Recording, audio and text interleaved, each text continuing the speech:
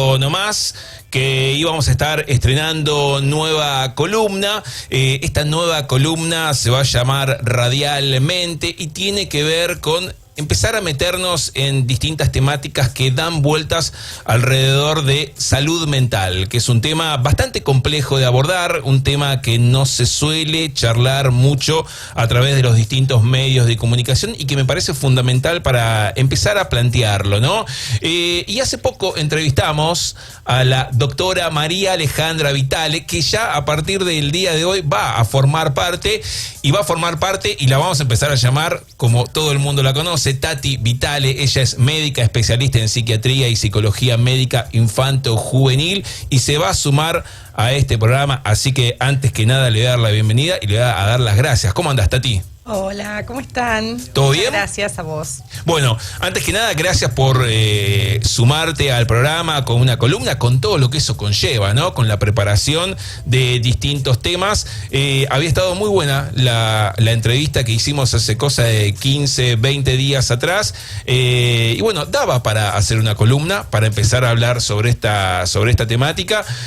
Así que vamos a meternos por ahí. Antes que nada, o sea, si querés, antes de meternos en la columna puntual del día de hoy, quiero preguntarte cómo te imaginás dentro de tu cabeza, dentro de tu mente, una columna radial que tenga que hablar sobre estas temáticas, porque no son temas fáciles y a veces los tiempos de radio son un poco acotados, ¿no?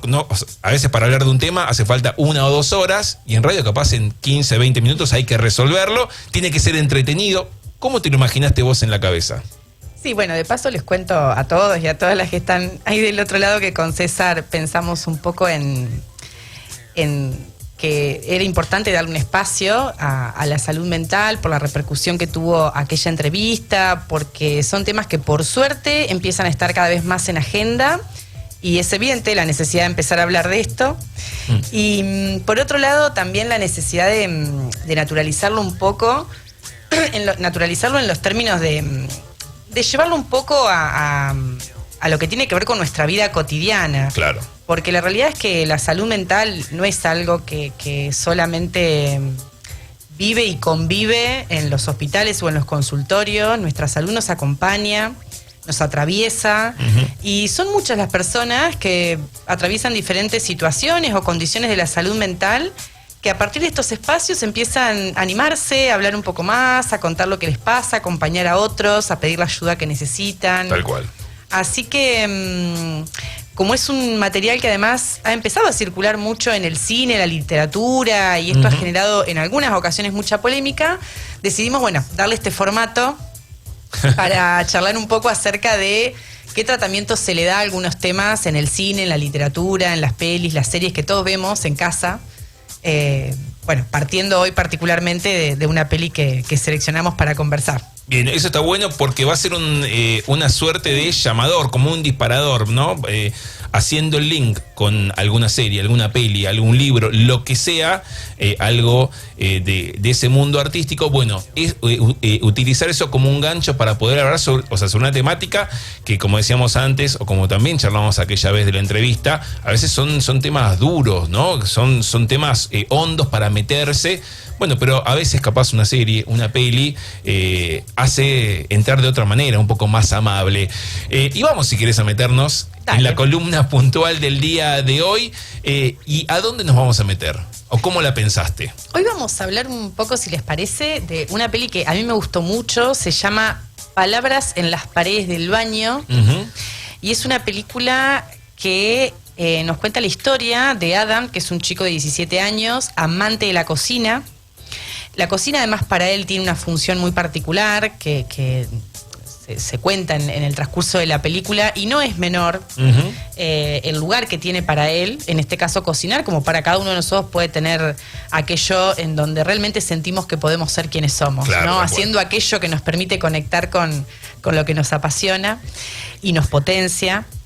Y este joven, después de una crisis que transcurre en su clase de ciencias en la escuela, arriba al diagnóstico, se encuentra con el diagnóstico de esquizofrenia.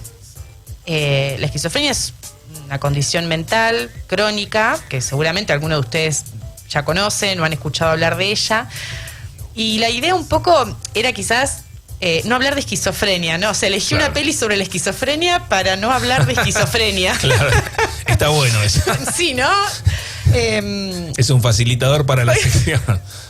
Sobre todo porque me parece que justamente lo interesante de esta película es que el tratamiento que le da a la salud mental en general, a este diagnóstico en particular, es la importancia de lo que podemos ver más allá de eso, ¿no? Uh-huh.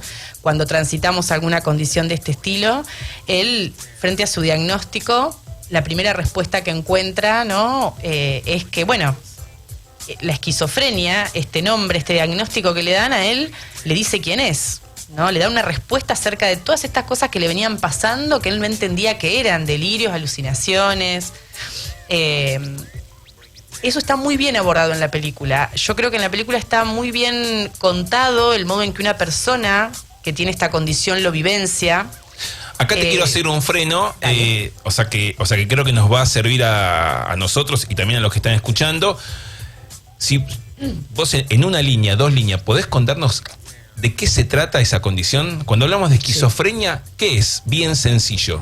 La esquizofrenia es una condición mental crónica que cursa, que se caracteriza por cursar con delirios y alucinaciones, que son el producto de la desconexión, vamos a decirlo así, o la pérdida del contacto con la realidad, tal cual todos los demás, ¿sí?, la entendemos. Bien. ¿Qué significa esto? Una alucinación es todo aquello que uno percibe sin un objeto real. Claro. ¿Sí? Si yo acá, por ejemplo, viera una persona, estoy sola acá en esta sala, les aviso, claro, viera una persona sentada en esa silla, ¿no? Se trataría de una alucinación porque a los hechos fácticos esa persona ahí no está. Claro. Pero es importante entender que las personas que viven con esta condición lo viven como una realidad. Claro.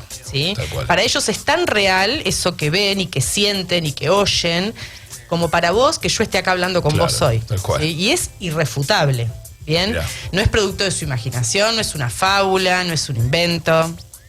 Por eso es tan importante poder comprender esto, y creo que en la película está muy bien logrado, ¿sí? Para poder entender un poco también cómo acompañar, ¿no? Los delirios, por otro lado, son algo similar a nivel del pensamiento. Claro. ¿Sí? Uno se crea pensamientos, ¿sí?, que están por fuera de la coherencia de la realidad, ¿sí?, en la que vivimos, pero que para esa persona es su realidad. Claro, tal cual. Bien. Yo hoy podría decir, solo por poner un ejemplo, César me está mirando con cara rara, seguramente me quiere hacer daño, quizás yo no le estoy cayendo tan bien. Y son todas ideas que, de ser ideas delirantes, ¿sí?, para mí tendrían estatuto de certeza. Entonces, por más que vos vinieras y me dijeras, no, mirá, Tati, vos a mí me caes bárbaro, la verdad que me encanta que estés acá, yo no me podría convencer de lo contrario. Claro, porque desde tu percepción, dentro de tu cabeza, lo que está pasando es otra cosa. Exacto. Bien, perfecto. Eso es un delirio. Y eso, vuelvo a lo que nos estabas contando al principio, está bien contado y está bien pintado dentro de la película. Muy bien logrado. Esa condición. Sí, creo que está muy bien logrado transmitir cómo la persona lo vivencia y la importancia también del impacto que esto tiene, de que estas vivencias tienen un impacto muy significativo en las personas que acompañan, ¿sí? Porque esto, en términos generales, hace que uno, su conducta, la movilice en función de esto que le pasa. Claro. ¿Sí? Porque si yo creo que vos tenés alguna idea de hacerme algún daño, ¿sí?, yo voy a actuar en consecuencia. Claro. ¿Sí? Entonces eso a veces nos puede llevar un poco a asociar, como ha sucedido durante muchos años, la locura o la pérdida del contacto con la realidad, con la peligrosidad. ¿Sí? Cuando en realidad no hay una intencionalidad de hacer daño, las personas que transitan cualquier condición de salud mental son personas que están sufriendo aquello que les sucede y necesitan ayuda, pero producto de esto que les pasa, que para ellos es una realidad, actúan en consecuencia. Claro. ¿Sí? Entonces, si yo de repente te agrediera en el contexto de una situación en la cual yo estoy convencida de que vos me querés hacer daño, yo en realidad me estaría defendiendo, claro, no tendría cual. ninguna intención de dañarte. Pero es cual. importante tener claro que estas personas muchas veces actúan en función de sus vivencias, ¿sí? De hecho, en la película, no se las quiero spoilear con mucho detalle, pero porque me encantaría que la vean y me cuenten qué les pareció, pero él accidentalmente, en el contexto de una crisis, le hace daño a un compañero. Esto tiene un montón de repercusiones en la escuela, claro, por el modo en el que se entiende, ¿no? Por la falta de, justamente, de información acerca de esto que a él le está pasando, ¿sí? Y las consecuencias que eso puede tener más allá de sus intenciones, ¿no? Sí, además pienso rápidamente en cómo en ese tipo de situaciones, cuando hay poca información o cuando no hay un tratamiento o cuando no hay gente especializada que se empieza a meter, uno empieza a etiquetar a ese loco peligroso, ojo que, ¿no? Empiezan a aparecer estereotipos, etiquetas que nunca son beneficiosos, ¿no? Es un tanto peligroso también eso. Totalmente. Por un lado, porque esto durante años fue lo que hizo que las políticas, y estoy hablando hace muchos años, sí, siglos, las políticas estuvieran destinadas a que estas personas estuvieran fuera de la sociedad. Claro, tal cual. ¿Sí? En el principio de la historia de la psiquiatría se los metía presos, claro, con los criminales, ¿sí? Pinel, uno de los padres de la psiquiatría, un psiquiatra de hace muchos siglos atrás, es el primero, ¿no? que considera que deben recibir otro tipo de tratamiento, claro, ¿no? que los criminales. Pero esto estamos hablando hace muchos años y todavía aún nos sigue costando no seguir asociando las problemáticas de salud mental a la peligrosidad. Creo que todo esto que vos decías recién, César, es fundamental porque el desconocimiento o aquello que desconocemos, en términos generales, nos da temor. Claro, tal cual. ¿No? Y en función de ese temor, una veces también actúa, aún sin malas intenciones, ¿sí? Con rechazo, con distancia, y esto deja muy solas a las personas que transitan estas situaciones cuando más nos necesitan, ¿no? Y quiero preguntarte, porque lo fuiste contando un poco ahí, que él, en donde recibe ese diagnóstico, ¿no? sobre su condición, empieza a entender un poco casi toda su vida, ¿no? Y eso después cómo sigue, ¿no? Porque tiene un diagnóstico. Claro, él de repente se encuentra, Adam, sus 17 años, se encuentra con este diagnóstico y su respuesta, al menos lo que él puede formular en ese primer momento es, bueno, esto es lo que soy, claro, ¿no? Nunca voy a volver a ser normal, son sus palabras, ¿no? Esto es lo que soy. En esos términos es que en una primera instancia su diagnóstico lo define, y esto es algo que él después desarrolla durante toda la película, ¿no? En la búsqueda de otras respuestas, y es muy interesante cuando en una charla con su mamá, una mamá que, como muchas mamás de niños, niñas, adolescentes y personas con condiciones de salud mental, busca implacablemente ayuda para su hijo, esperanza en los profesionales y los nuevos tratamientos, que también es muy interesante que sea visto y acompañado, ¿sí? Porque también a veces las personas que acompañan son un poco olvidadas en estas situaciones y no es fácil tampoco, ¿no? Es importante también no perderlo de vista. Ella, en el afán de encontrar este tratamiento, también hace el gran esfuerzo de no perder de vista a su hijo, ¿no? De no perder de vista quién es él, más allá de su diagnóstico, ¿no? A tal punto que en una charla que mantienen, él le dice esto de, bueno, qué difícil es dejar de ser mi enfermedad cuando todo el mundo me trata como si lo fuera, ¿no? Digo, por esto la importancia del tratamiento que le damos, ¿no? Y que es un poco el tratamiento que le damos como sociedad a la salud mental, ¿no? Bien, muy bien.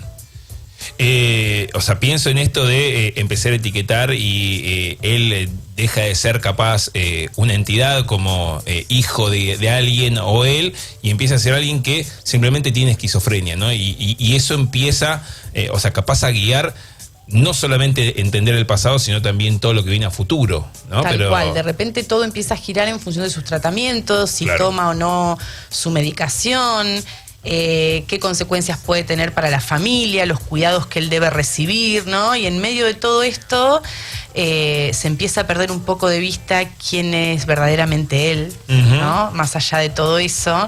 Y es importante digamos, pescar un poco esto en la historia romántica, porque bueno, no podía faltar obviamente, claro, en una película tan linda, una historia de amor, en donde, bueno, Maya, que es una compañera de él de la escuela, logra de alguna manera rescatar algo de eso, ¿no? Ah, mirá vos, qué bueno. Acerca de quién es él, ¿no?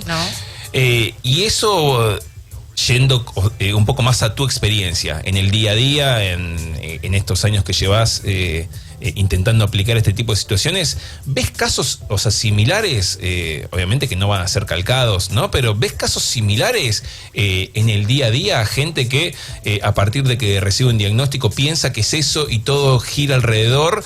¿O ves casos que pueden ser con una mirada un poco más positivas, una mirada un poco más positiva, en donde capaz algún familiar, algún amigo, alguna pareja intenta sacarlo de ese lugar de ser simplemente, vamos a ponerlo así, el esquizofrénico, y, o sea, que él siga siendo esa persona? ¿Hay casos en el día a día que uno ve?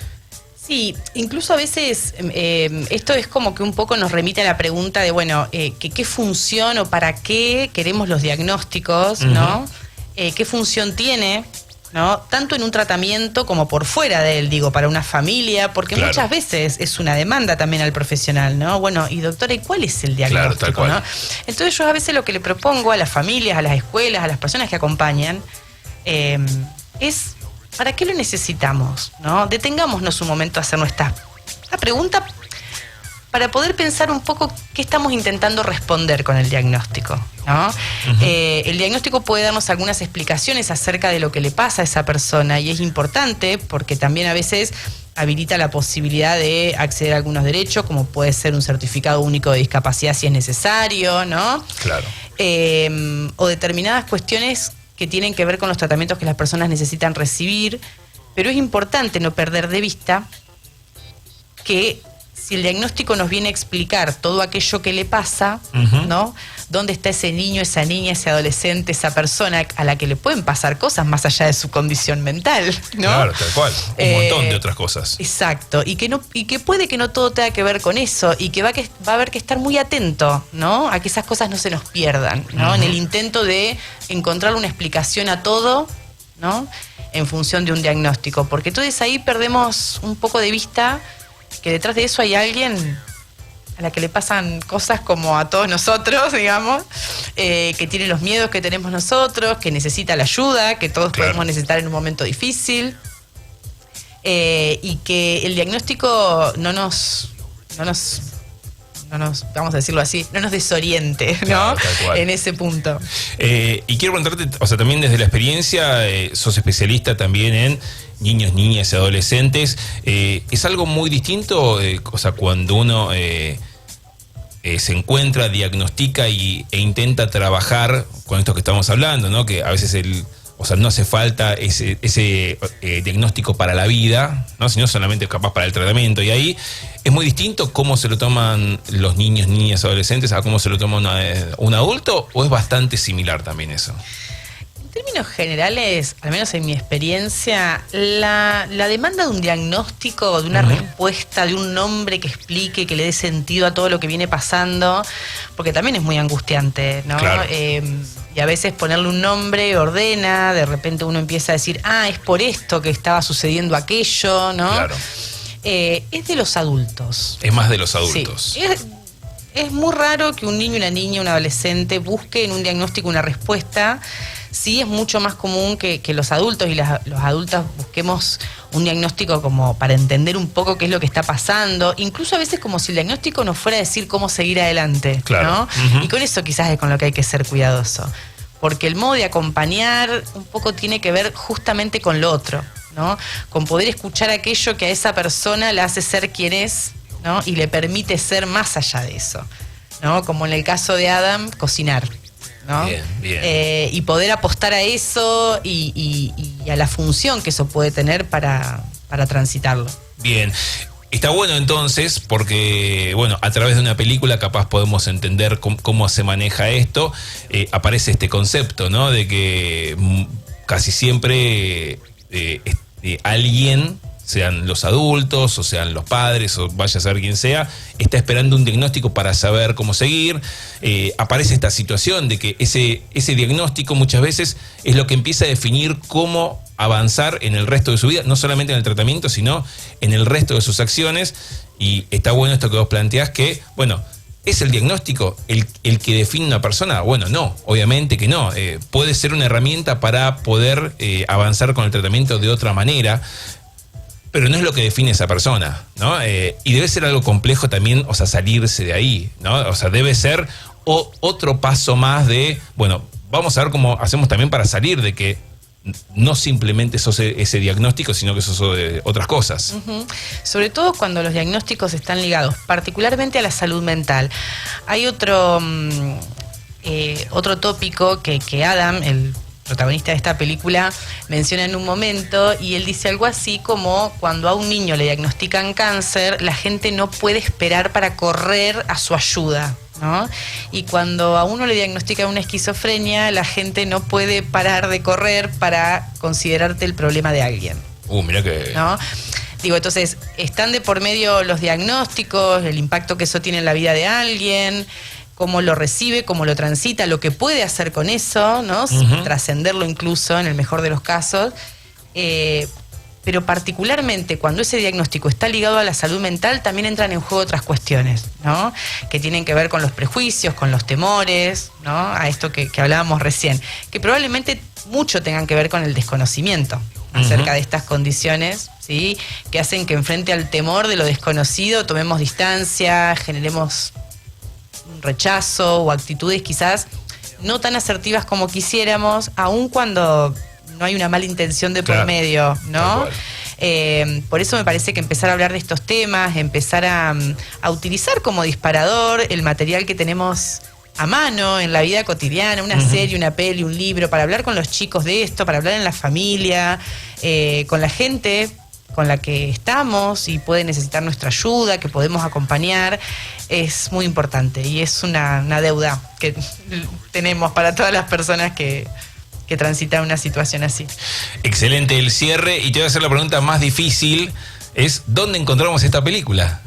Esta película, ¿en qué plataforma? ¿A dónde la viste? En Prime Video. Bien, está bien, porque alguien va a decir, bueno, ¿dónde la miro? Estuvo en Netflix hasta hace muy poquito. Ah, mira. Sí, de hecho yo la vi en Netflix hace un tiempito, no tanto, y ahora está en Prime Video y no sé si no estaba completa en YouTube o gran parte. Ah, está bien. Sí, la pueden encontrar en esa Vamos plataforma. a repetir el nombre de la película. Dale, se llama Palabras en las paredes del baño.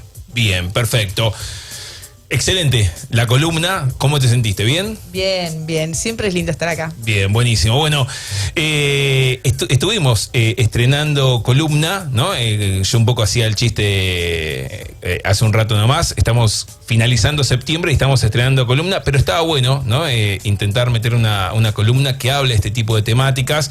La que se va a hacer cargo de esta columna, que le hemos puesto radialmente, que está bueno, es Tati Vitale. Ella es médica, especialista en psiquiatría y psicología médica infanto-juvenil. Iba a estar con nosotros cada 15 días, así que gracias, Tati. No, gracias a vos y buenísimo. A todos ustedes por estar ahí. 19:45 minutos. Será momento de meternos en alguna canción más, ¿por qué no? Y empezamos a preparar capaz la última parte de